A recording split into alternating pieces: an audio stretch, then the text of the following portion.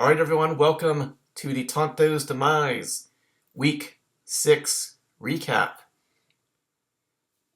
All right, what happened this week?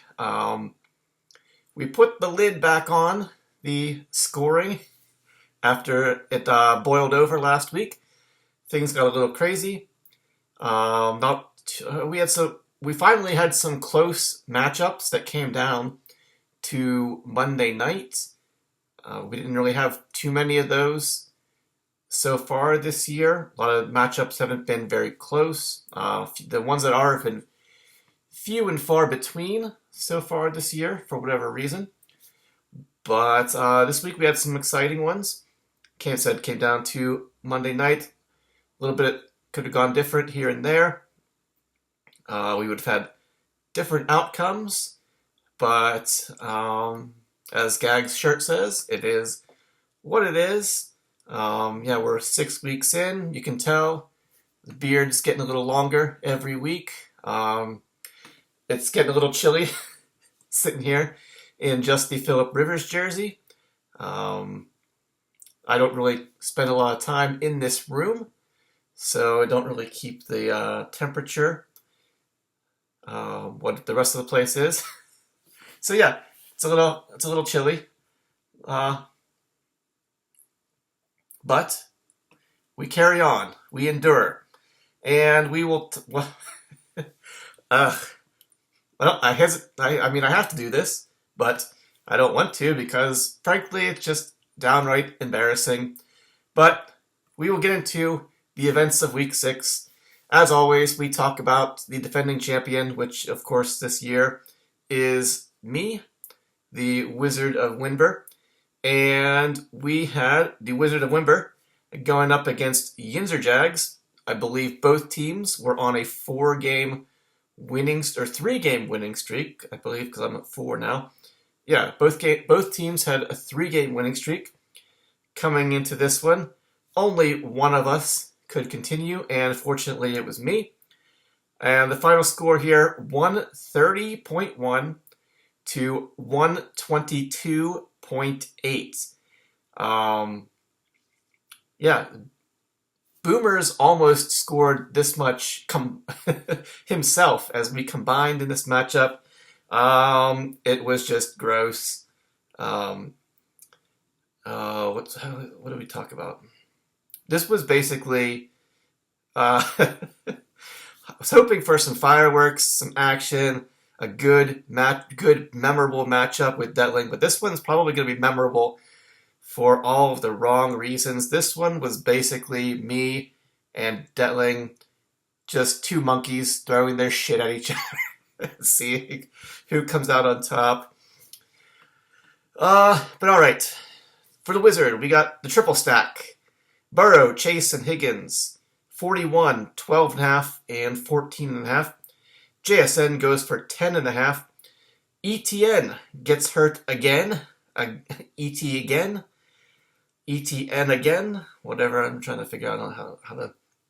Travis ETN again. So, I woke up Sunday morning. The game. I didn't get up to watch the Jaguars game, but I will tell you that I wrestled with who to play. Did I want to roll with ETN? I really wanted to put Tyrone Tracy in there, and mentioned it on the lineup. I did not even sleep well because I was struggling with this decision. But anyway, I'll give ETN one more chance, see what happens. And so I wake up Sunday, I'm like, okay, let's see what ETN has done in the game here. And within about 10 seconds after waking up there, so I check my phone, check Yahoo, see what pops up there. Said the game is it's got to be in the third quarter, maybe the fourth quarter by now. And I see that my overall point total has actually gone down. What the fuck? ETN is out of the game with an injury after scoring minus 0.1. Said my overall total had gone down. and I was so upset that I put my phone on silent and I tossed it aside. And I don't think I watched anything football related until like the around the time the Steelers game came on. I was just like, "Fuck this!" I was so mad about it. Um, both of my running backs get hurt. Don't finish the game in this matchup. Jordan Mason injures his shoulder, even though he looked like he was going to go for about. He was running for like 8 or 9 yards a clip here. I thought it was going to be a great matchup. He got 9.2 points before getting hurt. Ferguson only 4.1. Tolbert in the flex 8.3. Fairbairn goes for about 12, and the Ravens defense, Yahoo says 9. I believe it was about. I think Matt and I both got 9-point bumps for our defenses this week, which would give me 18. So, and then, I think Bigger wanted to get into a little bit of some thoughts on this matchup and what some of the decision making on this matchup. But Yinzer Jags, Dak goes for 20 even. Amon-Ra, 13.5. Amari Cooper, 8.2. Dontavian Wicks, only 2. Ken Walker, 21. Ray Davis, 18.2. Filling in for James Cook there, making me sweat on Monday night. Sam Laporta, 12.2. Only 1 catch, but it was that 52-yard flea flicker touchdown. Tyler Kraft this week, 3.5. Only 2 catches, but neither. Last week, he had 2 touchdowns. This week, he had 2 catches. This week, again, saved for me. Bass, the kicker from Buffalo. Not sure what he was doing out there this week. His misses probably is what made the difference in this matchup. And then San Francisco defense, Yahoo says 13. Like I said, I think both of us got +9, so you actually got 22. So all sorts of things were going on in this matchup. I don't know if Detling is. I don't know if there were some head games going on, some chess moves, like mind games. If in this matchup, obviously both people wanted to win. Kenneth Walker did way better on Thursday night. And the San Fran defense did pretty good. Left me feeling like wasn't going to do too well. Said again, Mason somehow winning this matchup with both of my running backs getting hurt in the game. You did have Wicks get hurt after only scoring 2 points there. But Detling, watching him all week to see if he was going to go with. I mean, he put Dak in there pretty early. Was watching to see if he was going to go with Dak or if he was going to switch out to Jared Goff in this game that I think most people thought was going to be a shootout. But, I mean, on the Lions side it was. But the Cowboys really just failed to show up. I'm really genuinely surprised by the performance of the Cowboys here. And like I said, I was watching the lineups basically until it was time for that game to start to see if he was keeping Dak in, and he did, which meant I kept Tolbert in. Otherwise, I would have put Tracy in. And I think, like I said, on the lineup also, if none of that would have mattered anyway, if Matt had put Goff in, because even if he had switched into Goff, I would have switched Tolbert out for Tracy.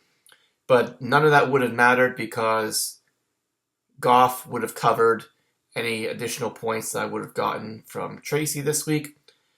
And yeah, the matchup would have gone the other way. But would have liked to get. I was kind of handcuffed here. Really wanted to find a way to get Tracy in the lineup, but because of that Thursday night game and Shakir's availability being in question, kind of had to. Well, I was going to play Mason no matter what, but kind of felt like I had to play JSN there. Would have if only I said just because of some uncertainties there on Monday. Would have preferred to put Tolbert as my wide receiver 3 and gotten Tracy in there somewhere. Um, wouldn't make too much of a difference there.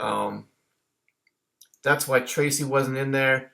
Tampa Bay defense was up against they were at New Orleans against a rookie Rattler making his very first start for the Saints. There probably should have used them. Didn't. Trying to think of the reasoning behind that. Well, Tampa Bay's defense got shredded by the Falcons last week. It kind of just felt like maybe a trap game for Tampa Bay, being on the road. But then I think they did score a touchdown. But I'm thinking the second quarter they were actually losing. Like it was like 27 to something. What was the final score of that Tampa Bay Saints game?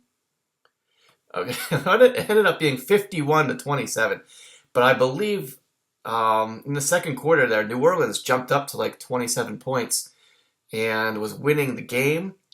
So felt like that maybe I made the right move, but of course ended up being not that way. But yeah, just kind of after the performance the week before, felt like they were going to be perhaps they were going to be overconfident in this matchup on the road. Just felt like it was going to be. Do I trust them? They've been really hit or miss. I think I started them over Baltimore earlier in the season, like one time. That ended up being a mistake. So just went with Baltimore, tried and true.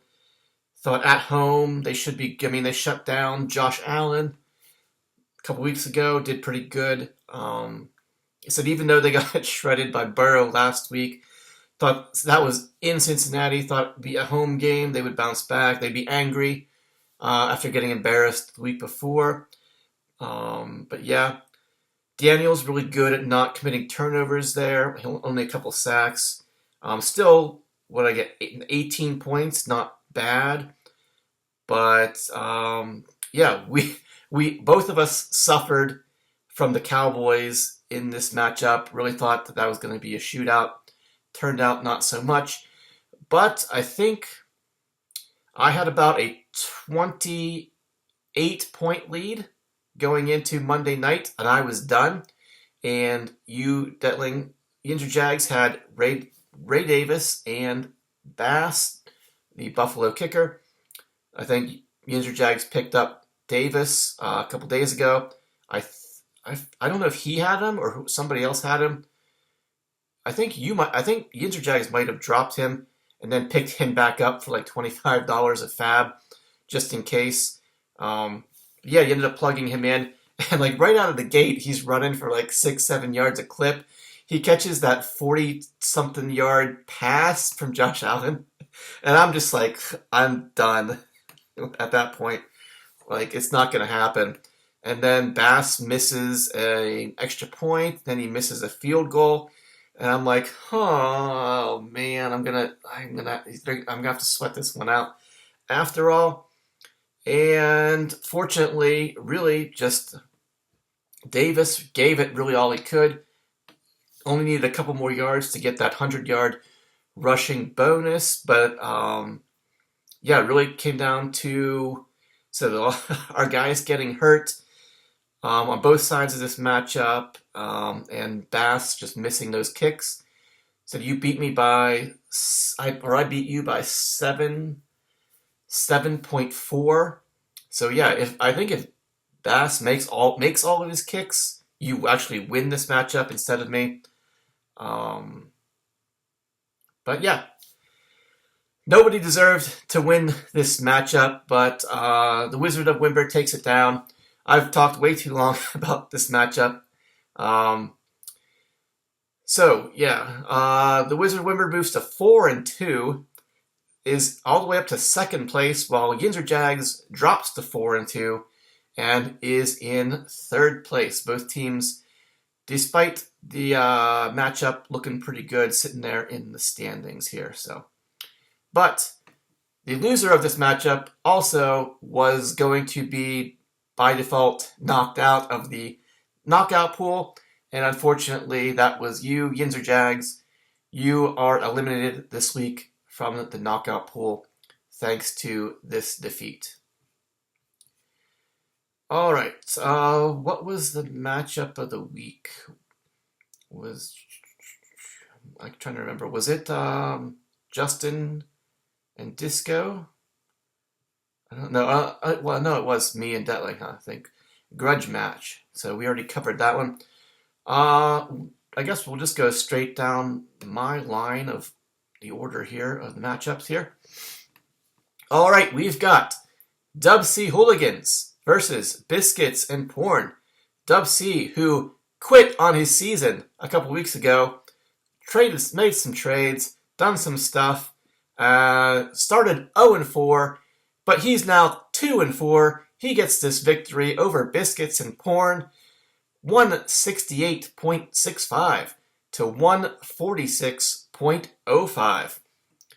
All right, for Dub C, he is rolling with Daniel Jones, 35 points from him. Deontay Johnson, you didn't go with the Dalton Deontay stack. Actually, Dalton outscored Daniel Jones this week. Actually would have been a better play for you. Deontay just under 20. Ayuk goes for 5.5.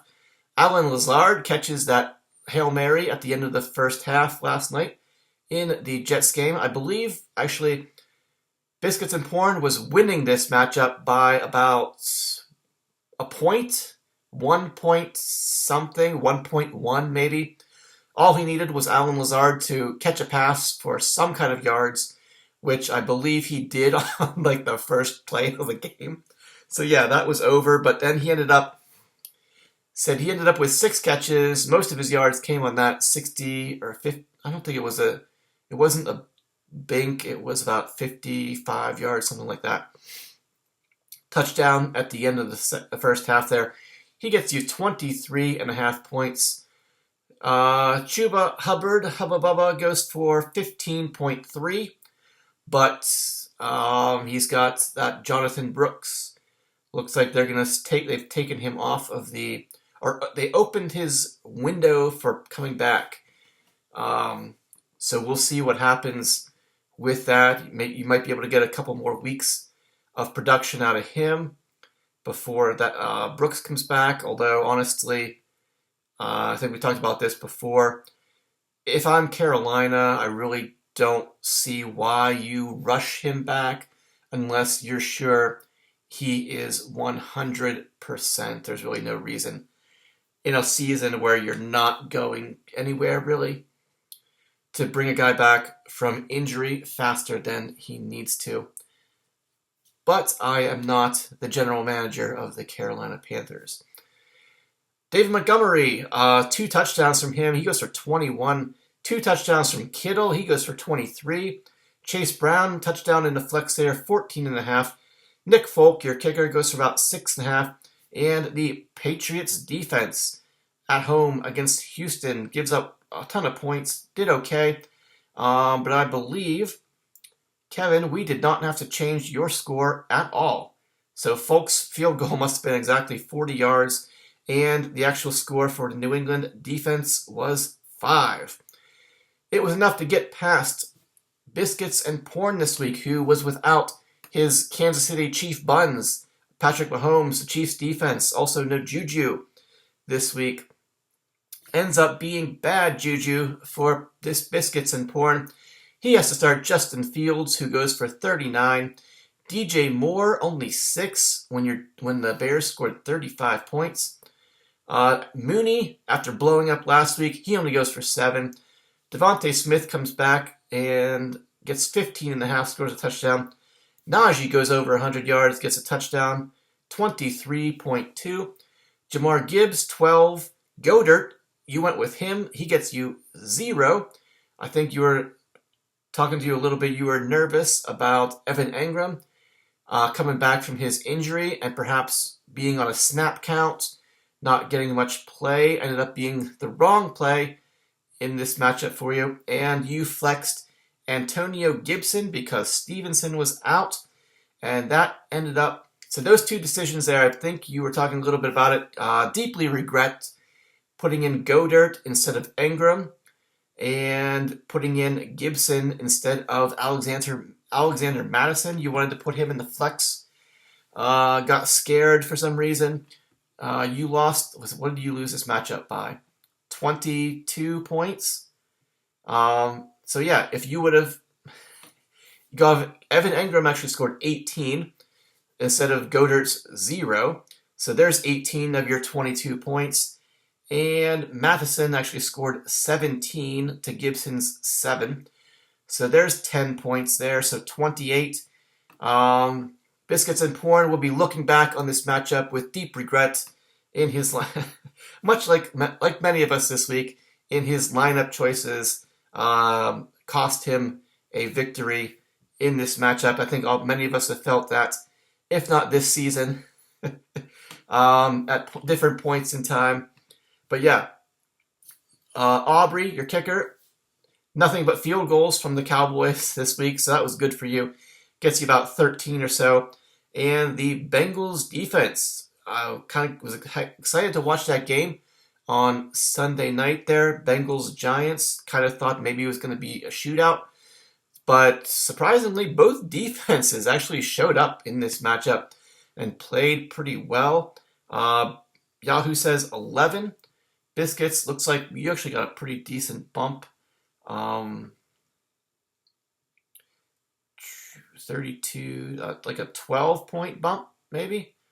Yeah, 15 would be too much. So you must have gotten like 23 points from the Bengals defense.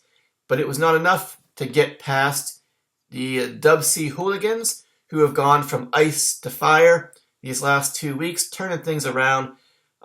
Biscuits, let's talk about the winner of this matchup. Dubsy Hooligans, he moves up to 2-4, although unfortunately he is still in 11th place.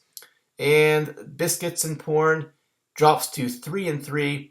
He is in 5th place. Although half the league, I believe, is like 3-3 now. So yeah. 1, 2, 3, 4, 5, 6. Exactly half the league is 3-3 right now.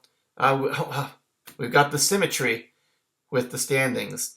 A 5-1 at the top, a 1-5 at the bottom, 2 4-2s, 2 2-4s, and then 6 3-3s jumbled in the middle there. All right, then we had Boomers versus Hillbillies on PCP. Some a lot of stereotyping in these team names. Boomers versus Hillbillies. And this week, Boomers booms. After a subpar performance last week, he goes for 229.9, knocking off Hillbillies on PCP, who goes for 151.2. The only bink of the week, I believe, was Hillbillies with Debo. You didn't use Purdy. He was on your bench. Would have gotten you a double bink, but no reason to use Purdy when Jordan Love has been on fire, throwing touchdowns all over the place. He goes for 49. Mike Evans, 5.5. So Debo, thanks to that bink, gets you 23.5. Tank Dell, matching Hillbillies, CJ Stroud there. No Nico, obviously. Dell goes for 18.5. Bijan comes to life against Carolina, goes for 2 touchdowns, just under 100 rushing yards. Dobbins, touchdown from him, also just under 100 yards rushing. He goes for 18.2. Trey McBride, Harrison goes down with a concussion. He gets a lot of looks. 17.5 points this week. Dubs, you got the Jordan Love, Romeo Dubs connection. Even though Watson was back, though then Wicks got hurt. Dubs catches 2 of Jordan Love's 4 touchdowns this week, getting you 20 points there. Q goes for about 12, and then the Detroit defense goes for, Yahoo says 25. Zach, looks like you got 14 to 29. About, I would say, a 15-point bump to about 40 from your defense. So about 90 points from your buns there. Solid scores up and down, really, except for Mike Evans. And I believe you put up what I think was the second highest score of the year so far at 229. Knocks off Hillbillies on PCP, who's been, even though putting up good scores, been reeling a little bit here these past few weeks. Doesn't know what to do without his Stroud Nico stack. But I know exactly how you feel, because in our other little league there, I also have the Stroud Nico stack, and after starting out 4-0, have lost a couple games in a row here in that other league, which nobody cares about. But I'm just saying, I feel your pain a little bit there here, Brian, with having that same stack there. Stroud goes for 39 points. DK, after a hot start, only 8 points this week.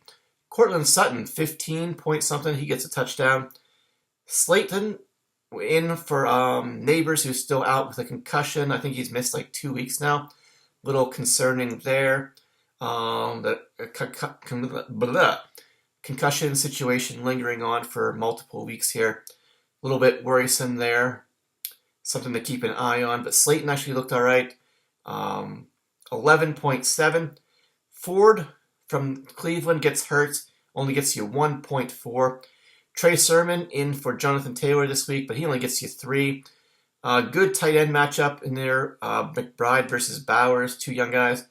Stats almost pretty similar. 16.1 for Bowers. Shaheed in the flex. Doesn't really do too much, but he does get you a kick return touchdown. It wasn't a bink, but it still got you 6 points there. That was responsible for 6 of his 8.3 points. Your MVP in this matchup might be Boswell, as he kicks at least 4 field goals this week. Goes for about 18 or so points. And then you picked up and played the Eagles defense. Yahoo says 11. They definitely underperformed than what I think we thought that they were going to do, but still did pretty good. You had 130. You must have gotten an 18-point bump to about 29 from your defense. So solid defensive scores in this matchup. But yeah, Hillbillies, couple single digits there. Really just everything went right, basically, for Boomers. Even though Mike Evans, even though Tampa Bay scored 51 points, imagine what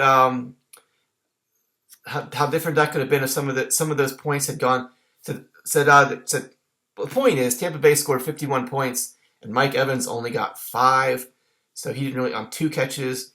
So he was left out of all the fun in that matchup there. So Boomers probably could have scored at least set the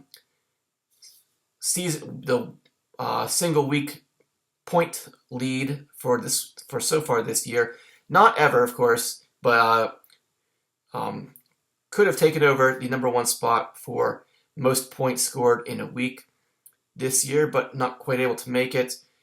Both teams are now 3-3. Boomers moves up to 8th place, and Hillbillies on PCP is in 4th place. I believe he is the number 1 of all the 3-3s there. All right, then we had 2 teams that were 2-3. Somebody was going to get back to 500. Somebody was going to send packing and make the rest of their season a little bit harder here. Darkwing Jet versus Disco. 2 guys slapping their D's together against each other. And Darkwing comes out on top of this one in the battle of the D's. 197.55 to 156.7. So once again, Disco going down despite a decent score here.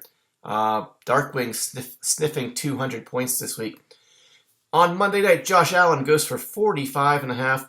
CD Lamb goes for 16. Jaden Reed, 15. Jamison Williams, 17.7. He's touchdown or bust. He's the new, what's that guy's name from, I can picture him, Deshaun Jackson from the Eagles there. He's long touchdown or bust, it seems, basically. Bucky Irving goes for 18.5 points in his first start. Joe Mixon comes back from his injury, scores 2 touchdowns, goes over 100 yards rushing, gets you 30-plus points. Cotton, the Tampa Bay tight end, goes for 9.5 points. He plug and play for you this week. He scores a touchdown on 2 catches there, so good plug and play. Keon Coleman, Josh Allen, Keon Coleman in the flex there. Only 5.5 points there. But I believe the Buffalo Bills this afternoon traded for Amari Cooper. So your Coleman, my Shakir is going to might be taking a little bit of a hit here. That said, I think some of the hype might be overhyped. I am not, as some of you may know, I am not a fan of Amari Cooper. I will not draft him. He is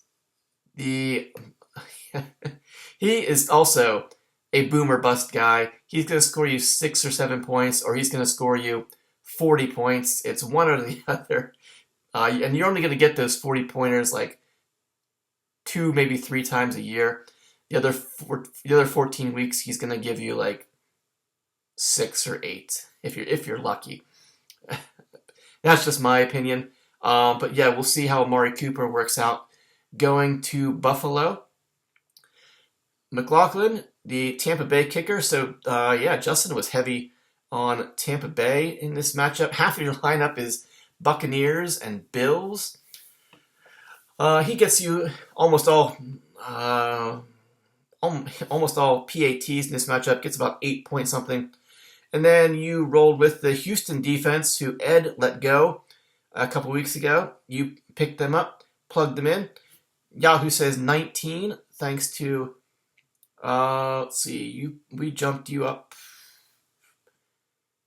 Well, I think would 15 be too much there? Yeah. So 12 points, up to like 31 from the Houston defense there. So yeah, pretty solid scores up and down. Darkwing's lineup, Mixon's 30, compensating for Otten and Coleman, single digits there. And like I said, Darkwing ended up just under 200 points, which was enough to get past Disco this week. His Hurts A.J. Brown stack does come through with a touchdown. Hurts goes for 40.5, while A.J. Brown goes for 23.5. Said Marvin Harrison Jr., though, gets concussed in this game. Puts up a donut for you, unfortunately. Brian Thomas Jr., the Jaguars get blown out by the Bears in London. Only 5.5 points. Josh Jacobs, 12. Brees goes for over 100 yards. 25 points for you this week. Njoku goes for 8. Ray McLeod in the flex there. Interesting plug and play. He gets you 4.3. Guess you didn't really have many other choices with your bye week issues there. And Jacoby Myers being out. And Charbonnet playing on Thursday. Disco, you didn't really have much of a choice. You had to find somebody to plug in there. He didn't do too much, though. 4.5. Justin Tucker goes for about 14 points. And the Chargers defense acquired for Kyler Murray recently, I believe. Yahoo says 14. You must have gotten like a 9-point bump to about 23. Not too bad. But yeah, that 0 from Harrison Hurts. He's really, really... I also have him in our other little dynasty league there. Had number 1 pick there this year. Took him. Been extremely underwhelmed with his performance so far this year. So Disco also feeling your pain a little bit there. Brian Thomas Jr. not really. What is going on with the Jaguars? Seriously, they got. I don't understand. Trevor Lawrence, Christian Kirk, Gabe Davis, Brian Thomas, Evan Engram, ETN, um, Bigsby. Like that offense, it's built. It should be a fantasy friendly feast there. They're just not coming through. I don't know what is going on because they're getting beat pretty much every single game. So they should be throwing a lot, doing well. Like just the whole team is quite the offense. Not sure what is going on there. Yeah, something.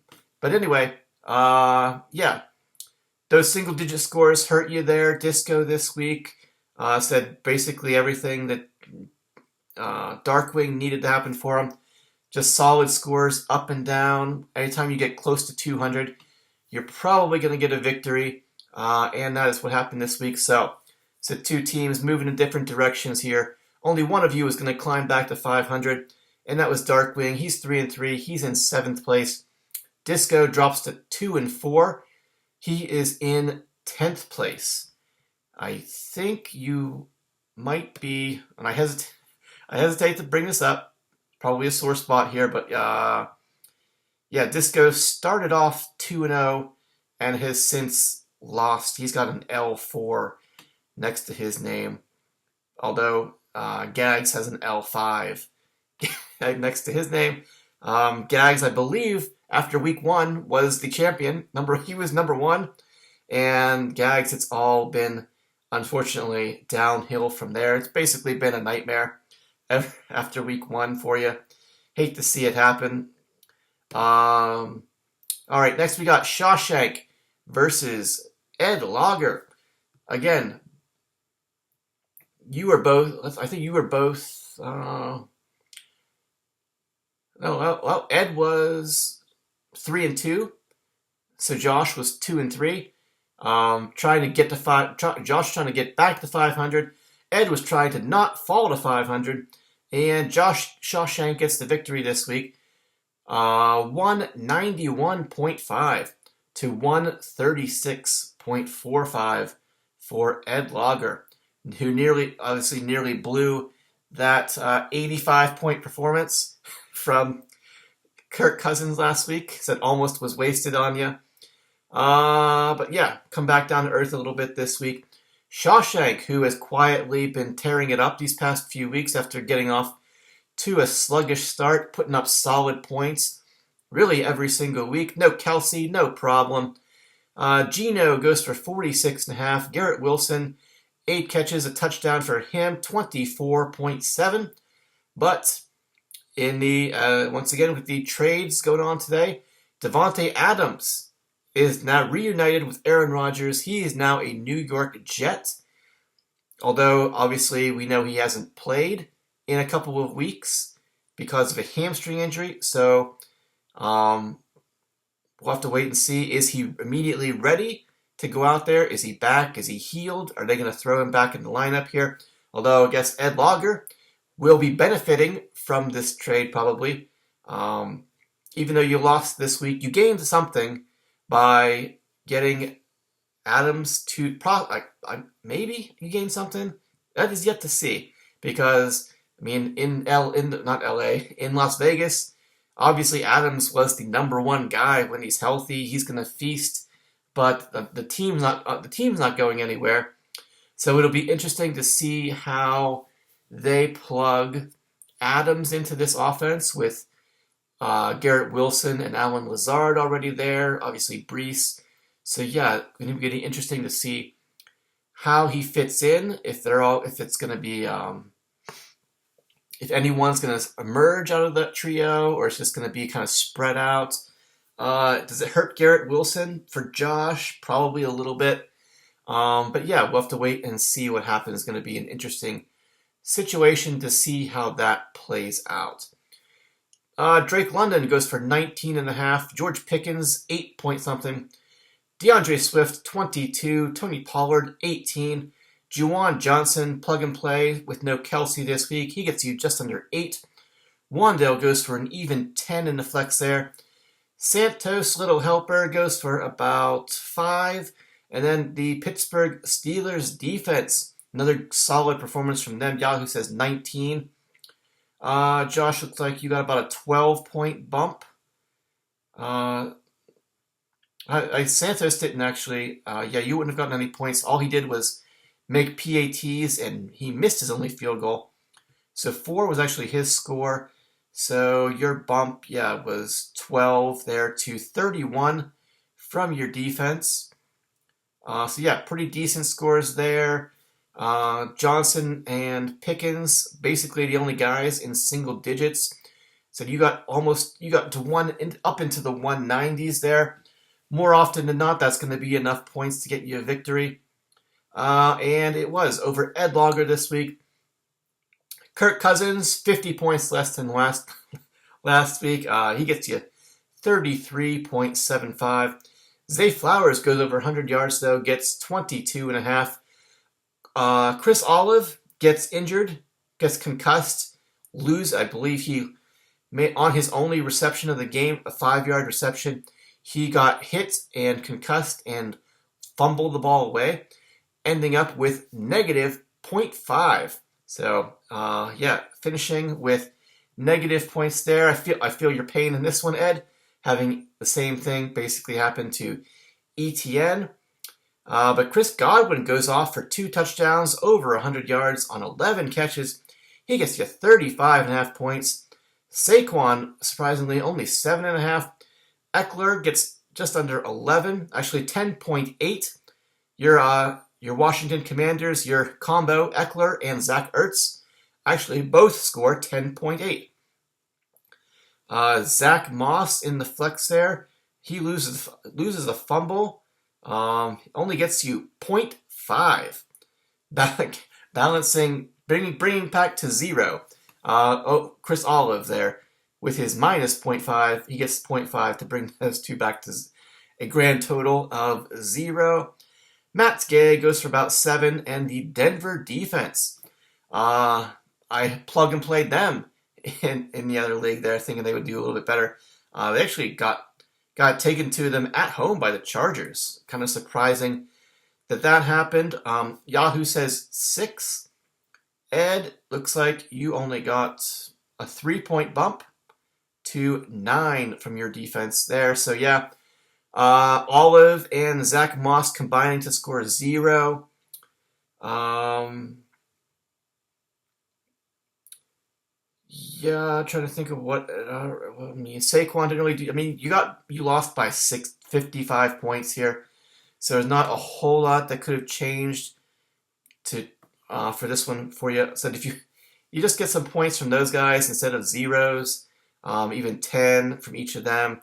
Not asking too much. Would have liked to see more, obviously, from Saquon. Just some solid scores there, even though Godwin tried for you. That was too much from Shawshank this week. So no Kelsey. He was on the bye. I think that was really the only problem there for Shawshank. All right, both of these teams are now 3-3, although Josh Shawshank is in 6th place, while Ed Logger drops to 3-3, and he is in 9th place. All right, that is almost everyone, right? Then we had Gags to Riches versus Possum Magic, 2 teams on the opposite spectrum, on the opposite standings spectrum here. Gags trying to pull off an upset, knock Possum down a little bit. This matchup was basically the Buffalo defense versus Dalton Kincaid on Monday night. I forget how many points Possum was ahead by. Let's see. You got 15 points. So Gags was at like 145, while Possum was at 154. That sounds about right. So it was about a 9 or 10 point difference in this matchup in favor of Possum. So with Buffalo defense versus Kincaid, Buffalo's defense got 15, while Kincaid got 11. So I said, Gags, you were losing by about 9 or 10 points. But unfortunately, Buffalo was only able to outscore Kincaid by like 4. And Possum Magic ends up getting the victory 165.25 to 160.9. So yeah, 4.3 points in this matchup here for Gags. One more sack and one more turnover for Buffalo defense. And this matchup goes the other way. Really, maybe they only had one. Well, they had 3 sacks. If they get like 1 or 2 more sacks and 1 more turnover, they don't give up that Hail Mary touchdown at the end of the first half there. A lot of, just again, when the matchups are close, there's a lot of little things that could have gone differently to change the outcome. But unfortunately, it is what it is. All right, for Possum, Lamar goes for 44. Scary Terry, not a lot of excuse me, not a lot of yardage, but 2 touchdowns, gets you 23. Odunze from the Bears goes for 6. Trey Tucker gets a big 0. Fortunately, it doesn't cost you there. Derrick Henry goes for 28, over 100 yards and 2 more touchdowns from him. I am still kicking myself for not taking him as one of my picks at the wrap there at the end of the first round. Obviously, it seems obvious to sit here and say that now, but it makes me crazy because that was when I knew what my draft pick was going to be and started to figure out where my position was, and I started to look at who is going to be available. I mean, Derrick Henry immediately jumped out as like the initial gut instinct of one of those guys who should be taken at that spot. And I don't know why I can't just stick to my gut instincts decisions. And said Derrick Henry was one of my first gut instincts for a pick at that in the draft there this year, and I didn't do it. Said went with ETN instead. Look how that's turned out. Things would be so much different if I had just gone with Derrick Henry, and I did not. So yeah, off on a little tangent here, but yeah, I will be regretting that for quite a while here. Again, I don't know why I can't stick to my gut choices here, because they're usually right. Anyway, I digress. Javonte Williams goes for 4.5. Kincaid went for 11. We said Roschon, a couple Bears in your lineup here. He only goes for 5.3. After you got burned by not playing Roschon last week, Siebert, the Commanders kicker, goes for about 15 points for you. And then the Packers defense picked no Minnesota, no problem. No Justin Jefferson, no problem. Packers defense gets, Yahoo says 15. It looks like you got a 12-point bump to 27. But yeah, it was just enough, despite that 0 from Tucker, to hold on this week. We got to talk about Gags' team. Over Gags this week. Let's go run down what he got. Kyler Murray goes for 36. Diggs goes for 19.5. Tyler Lockett, 16.5. D-Hop, 9.5. Kamara, 17.5. Connor, 6.5, I should say. Kyle Pitts, an even 10. Downs in the flex, 19.5. Narvison, your Green Bay kicker, goes for about 10 point something. And again, Buffalo defense gets 15 for you. Just looking here, Gags said you only lost by 4 point something. Even though, said Possum, Michael Pittman, who days ago, they were talking about he might be missing, going on the IR for a couple of weeks with a back injury, but he comes in and he misses no time. he plays in this game, but Possum kept him on the bench. No Justin Jefferson this week. No Vikings defense. For Gags, no Tyreek this week. You should have Tua. Your Tua Tyreek stack. From what I understand, I think Tua wants to come back and get in there basically as soon as he is ready. So we will see if that happens. Gags, so your stack might be coming back soon. Hopefully it won't be too little too late get those guys back. I don't know if you're... So you got that'll mean you'll have Kyler Murray and Sam Darnold. Maybe you can work out a trade for somebody, but not really sure anybody is in the market for a quarterback besides yourself. Depending on bye week issues coming up here.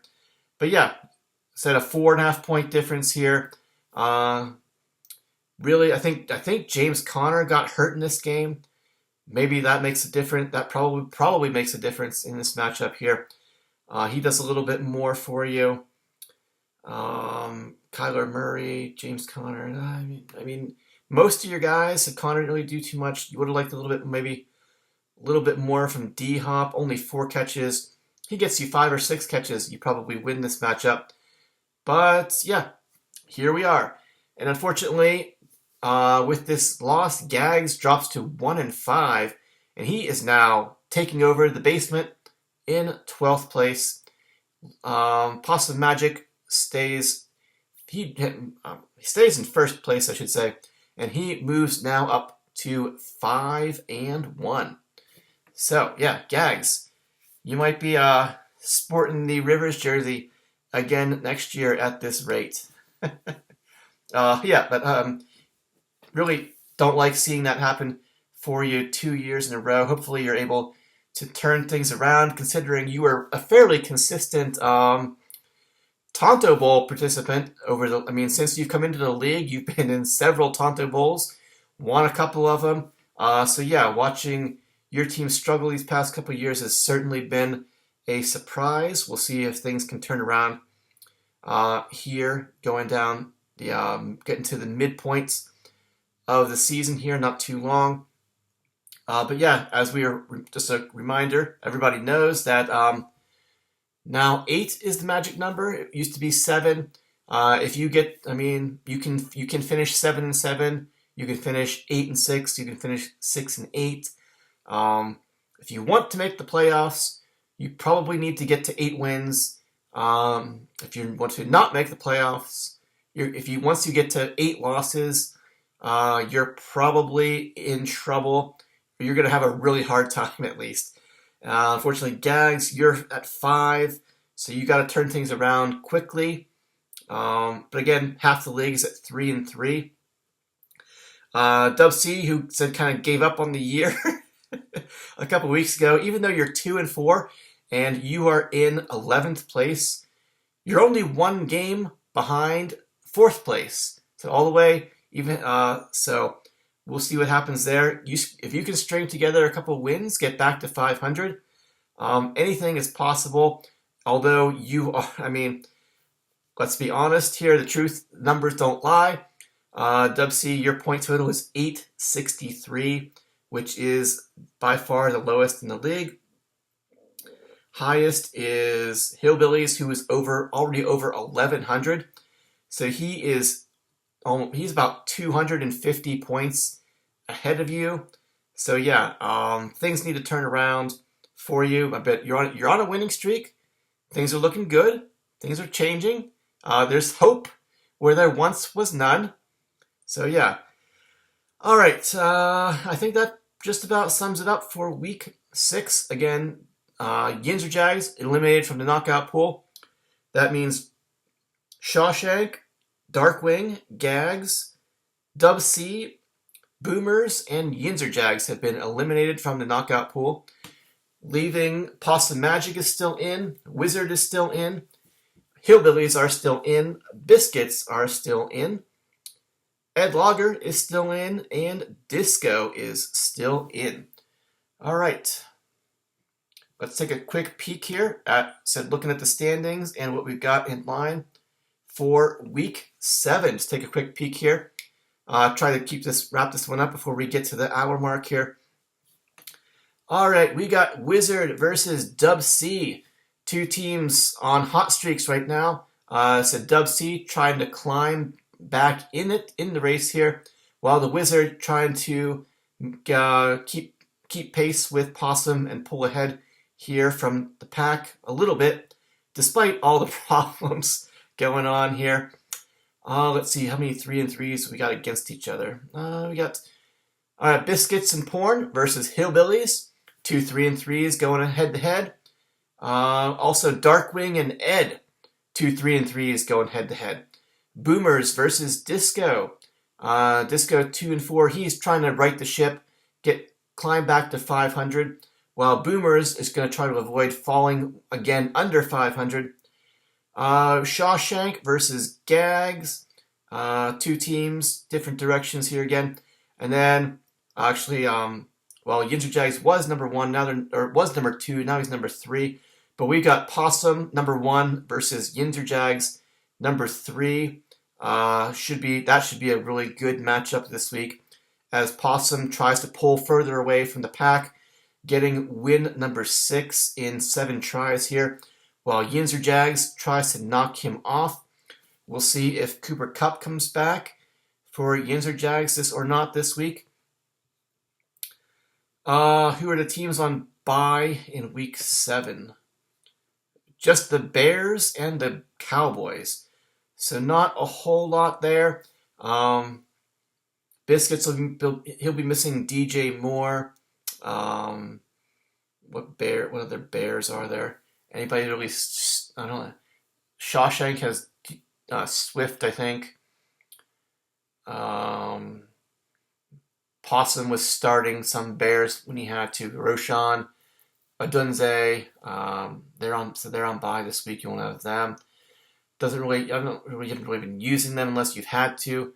So that doesn't really make too much of a difference. But I mean, they're Dallas Cowboys scattered all across the league here. Obviously, Yinzers has Dak. I have Ferguson. Justin has CeeDee Lamb. Dowdle.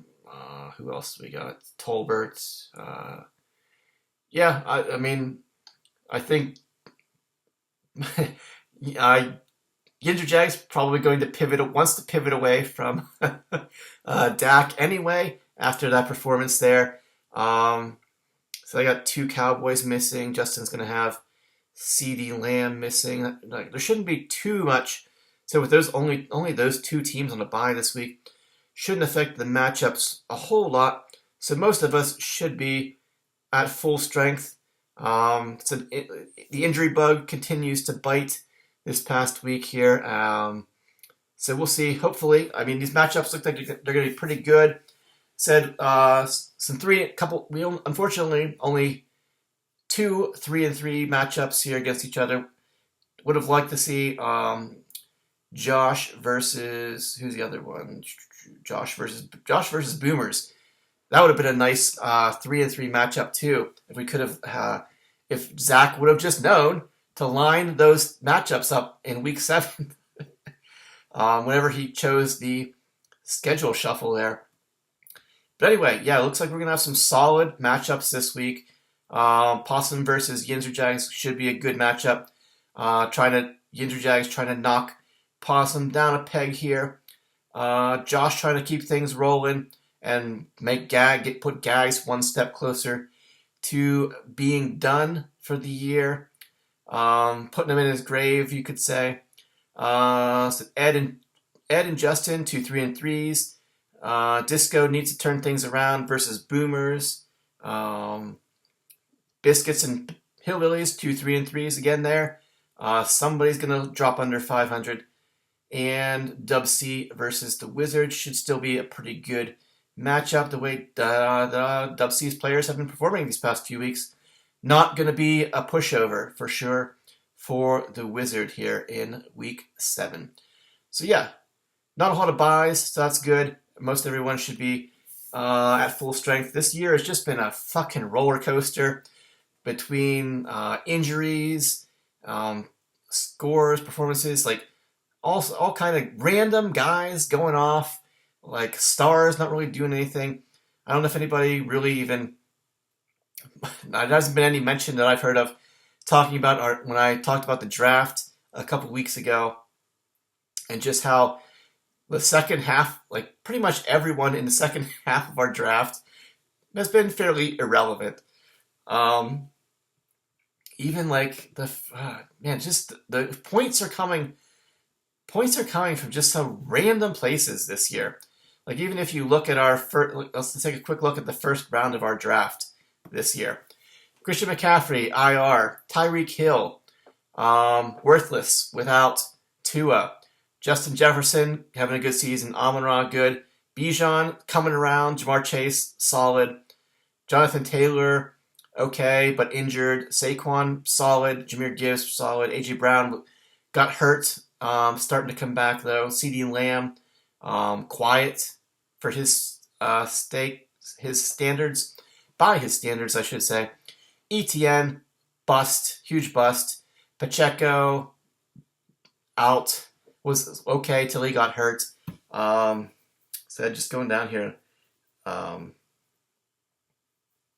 It said it's just been so hit or miss with these guys. Josh Allen really hit or miss. Marvin Harrison hit or miss. Devontae's been hurt. Neighbors has been solid but then hurt. Hurts. Debo's been hurt. Kupp's hurt. Henry going off.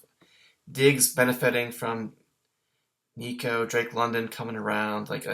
You could go through and it's just, man, the stars just really aren't performing to standards, I guess we should say. Like I've just been, points have been hard to come by in a lot of weeks this year for a lot of us. Said with the points and injuries, just like week to week, man, this season has just been 6 weeks in, and it's just been an absolute fucking roller coaster of a ride. You don't know what's going to happen. People are all over the place. Like Boomers, didn't he have an awful week last week? Not too bad. But yeah, he was struggling. Boomers was struggling a little bit. He gave Dub C his first victory there last week, and then he pops off for 230 points this week. But yeah, it's been all over the place this year. And unfortunately, I ended up rambling on long enough to take this over an hour. So we'll wrap it up. We'll finish this up. All right, guys, stop with the injuries. Come on already. You're killing us. It would be so much more interesting if we were all basically at full strength. Unfortunately, that is never the case. But yeah, it's been a brutal stretch for a lot of us. I said Josh took Christian McCaffrey, number 1. Has not played a snap yet. Said I've been sitting on Puka basically all year. Cooper Kupp, you've been sitting on. A.J. Brown's been hurt. Those guys, go back to the draft results here. We were talking about Cooper's been hurt. What else we got? Taylor's been hurt. What else? Michael Pittman's been hurt. Stevenson hurt. Yeah. T. Higgins obviously started out a couple weeks hurt. Mixon was hurt. Justin didn't have him for a little while there. Devontae Smith was out for a little while. It said A.J. Brown was out for a little while. Yeah. Putting together a team just basically was tough this year. And the scores and the outcomes, the results have just, again, all over the place this year. It's just been a weird, weird season. But anyway, all right, enough with the injuries. Let's get some of these guys back and have everyone start, everyone's teams fulfilling their full potential. No injuries. Every player meets or exceeds expectations. I'm looking up to the fantasy gods there, hoping somebody is listening. May all your players meet or exceed expectations this week. Nobody gets hurt. Everyone has fun. And we come back here to talk about the exciting events of Week 7.